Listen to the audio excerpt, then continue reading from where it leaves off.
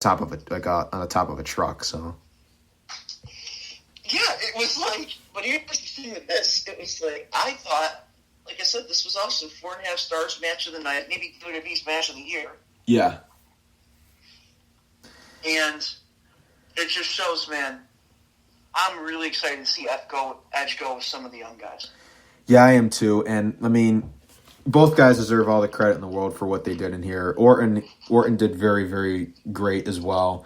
I'm happy as an Edge fan and like a really big Edge fan. I was happy to see him be able to go out there and do what he's able to do at this stage in his career, especially after all those years. I mean, he's proven that he's still not only a great in-ring performer, but I mean, depending upon how this like second, I guess, run goes. I mean, depending upon how, I mean, we don't know when we're going to see him back in the ring again, but I mean, either way, I'm glad he was able to do what he did here, just like, you know, in case like it is like a super long time before we see it again. But I am happy.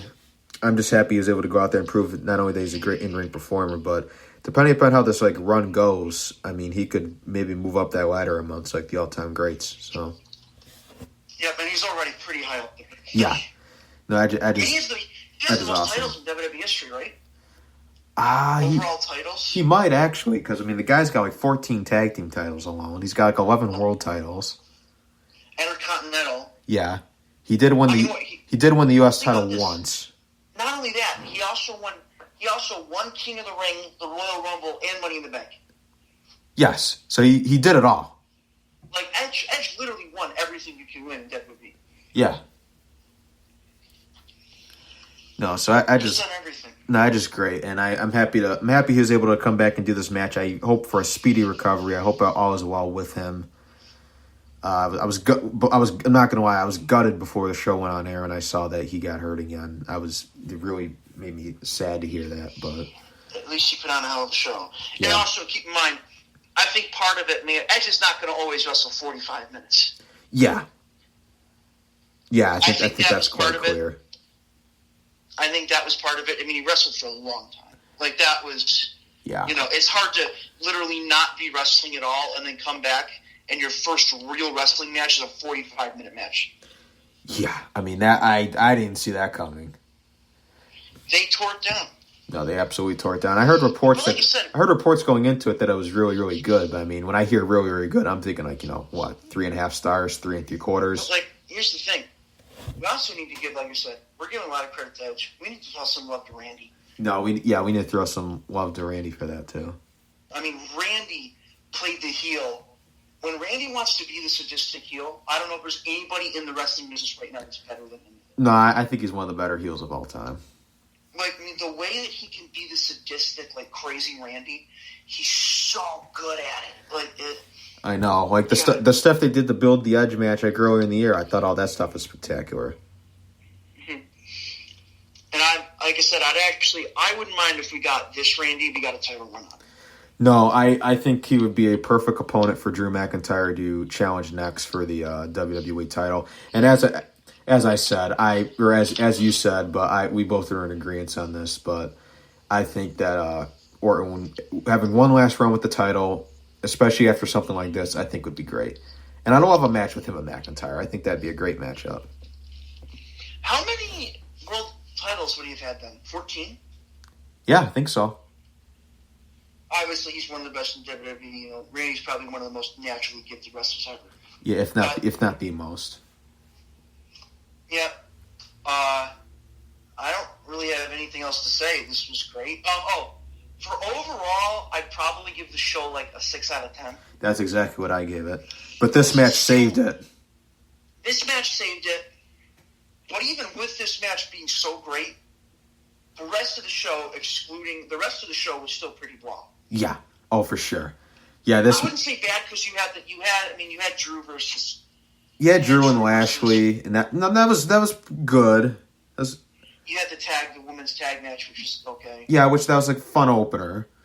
But yeah, outside of that, it was just a pretty basic show. It was nowhere near as good as Takeover in Your House the week before. No, God no. But what can I say? What can I say? I mean, are we shocked?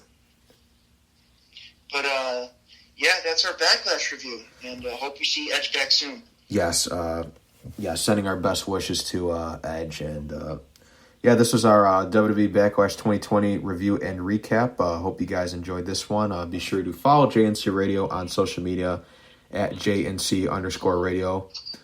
That's for Twitter and Instagram. And then, of course, follow our official Facebook page, JNC Radio, as well. And our social media pages are the best ways to stay up to date on everything JNC Radio, especially given, updates, especially about, being able to either postpone a show or it's going to be a little delayed or whatever the situation is, upcoming announcements, like the future lineup for the next month or whatever the case is. Just be sure to follow us on there. It's the best way to be up to date on everything JNC Radio. And JNC Radio is available on all platforms, including Spotify, Apple Podcast, Google Podcast, YouTube, you name it, we're on there. If not, we'll do our best to try to change that and fix that. We'll be back here next week with Rewind number 29, and that'll be WWE Fatal 4-Way 2010.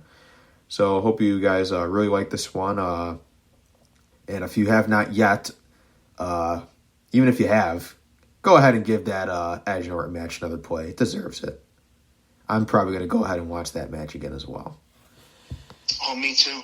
Yeah. I'm actually surprised, before I end this show, I'm actually surprised that there's been a couple of things I've gone back to and rewatched a few times this year, which is crazy because for years I did not bother to go back and rewatch stuff. Even if it was good, I wouldn't go back and rewatch stuff after I rewatched the Boneyard match.